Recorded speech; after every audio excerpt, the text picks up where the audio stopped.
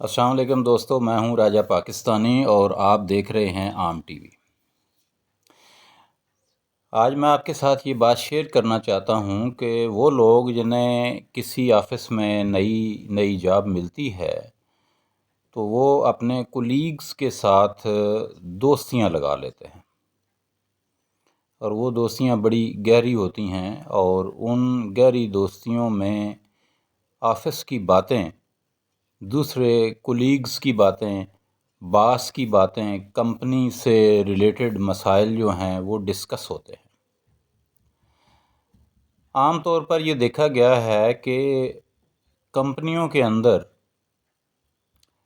کچھ امپلائیز باس کے فیورٹ ہوتے ہیں، کچھ جاسوس بھی ہوتے ہیں جو آنے والے نئے امپلائی کے گرد اکٹھے ہو جاتے ہیں اور اس کا پوائنٹ آف ویو جاننے کی کوشش میں لگ جاتے ہیں۔ بظاہر وہ آپ کو اپنے دوست لگیں گے، لیکن بیسیکلی وہ باس کے جاسوس ہوں گے۔ تو اس طرح کی پیٹی پالیٹکس جو ہے وہ چلتی رہتی ہے بڑی آرگنائزیشن میں بھی اور درمیانے سائز کی آرگنائزیشن میں بھی، اور ایون 2 3 4 ملازمین جہاں ہوتے ہیں وہاں پہ بھی یہ سلسلہ جو ہے وہ چلا رہتا ہے۔ تو وہاں پر جو نئے امپلائیز ہیں ان کے لیے میری سجیشن یہ ہے کہ وہ دوست نہ بنیں۔ اگر اچھے تعلقات ضرور رکھیں، انہیں کولیگ ہی سمجھیں، لیکن دوستیاں نہ لگائیں، کیونکہ جب آپ دوستیاں لگائیں گے تو غیر ضروری باتیں جو ہیں وہ پرسنل رائے بھی آپ شیئر کرتے ہیں، اور اس سے آپ کی جاب جو ہے وہ جا سکتی ہے۔ اگر آپ کی کوئی بات ہائر اتھارٹیز کو یا باس کو یا ایون مینیجرز کو اچھی نہیں لگے گی تو اس کے نتیجے میں آپ کو نقصان ہو سکتا ہے، آپ کی جاب جا سکتی ہے۔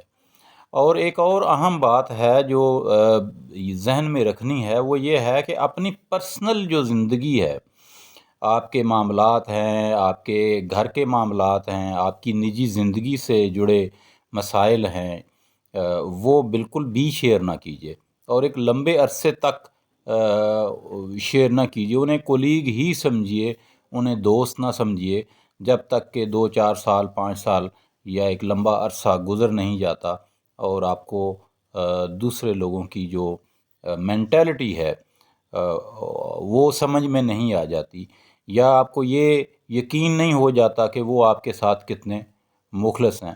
تو ان چیزوں سے پرہیز کیجیے تاکہ آپ کی جاب جو ہے وہ چلتی رہے۔